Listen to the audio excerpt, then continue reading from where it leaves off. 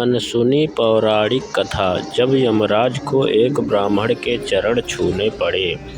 यह कथा कर्म, धर्म और नियति के चक्र को दर्शाती है। एक बार यमराज को एक ब्राह्मण की आत्मा लेने धरती पर आना पड़ा, लेकिन वहाँ ऐसी घटना घटी कि यमराज को उस ब्राह्मण के चरण छूकर वापस जाना पड़ा। यह कहानी कम लोग जानते हैं, लेकिन यह बहुत ही रोचक और प्रेरणादायक है। पुण्यात्मा ब्राह्मण और यमराज का आगमन।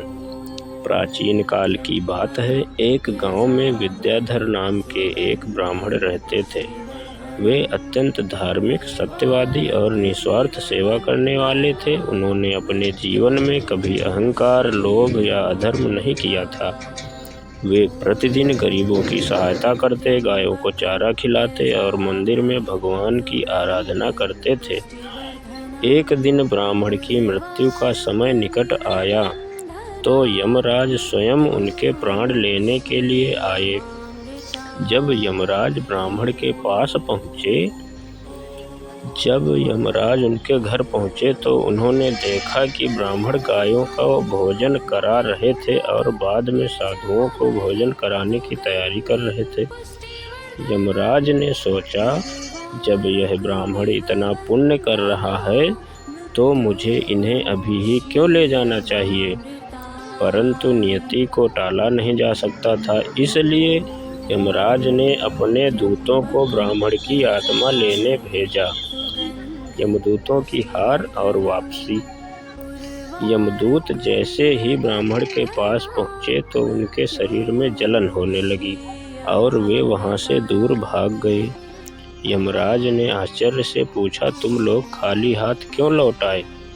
यमदूतों ने जवाब दिया, प्रभु, जब हम ब्राह्मण के पास पहुँचे तो हमें एक तेजस्वी शक्ति ने रोक दिया।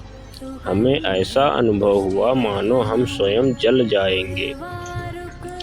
यमराज को समझ नहीं आया कि यह किसका प्रभाव था, इसलिए वे स्वयं ब्राह्मण के पास जाने का निश्चय करते हैं।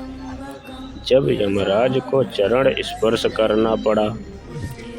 जैसे ही यमराज ब्राह्मण के घर पहुँचे, उन्होंने देखा कि ब्राह्मण भगवान विष्णु का नाम जप रहे हैं और कुछ ही क्षणों में भगवान विष्णु स्वयं वहां प्रकट हो गए। भगवान विष्णु ने यमराज को रोकते हुए कहा, यमराज, यह मेरा परम भक्त है। इसका जीवन निस्वार्थ सेवा और धर्म में बीता है। इसे तुम अपने लोक नहीं ले जा सकते। यमराज ने कहा, प्रभु, नियति को तो बदला नहीं जा सकता, मृत्यु तो निश्चित है। भगवान विष्णु मुस्कुराए और बोले, जब कोई मनुष्य अपने जीवन में इतना पुण्य करता है कि उसके कर्म उसे मृत्यु से भी बचा सकते हैं, तो नीति भी बदली सकती है। इस ब्राह्मण के पुण्य इतने अधिक हैं कि अब इसे यमलोक जाने की आवश्यकता नहीं है। यह सीधे वैकुंठ जाएंगे। यमराज ने यह सुनकर ब्राह्मण के चरण स्पर्श किए और बोले, हे पुण्यात्मा, आप अद्भुत हैं। आज पहली बार मुझे किसी मनुष्य के चरण छूने पड़े हैं। आपके कारण मुझे ज्ञान हुआ कि कर्म से भी नियति बदली जा सकती है। इसके बाद ब्राह्मण का शरीर छोड़ते ही उसकी आत्मा दिव्य रूप में वैकुंठ चली गई और यमराज को बिना कुछ किए वापस लौटना पड़ा।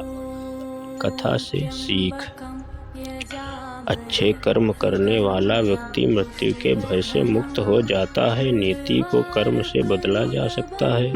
सच्ची भक्ति और परोपकार करने वाले को भगवान स्वयं बचाते हैं।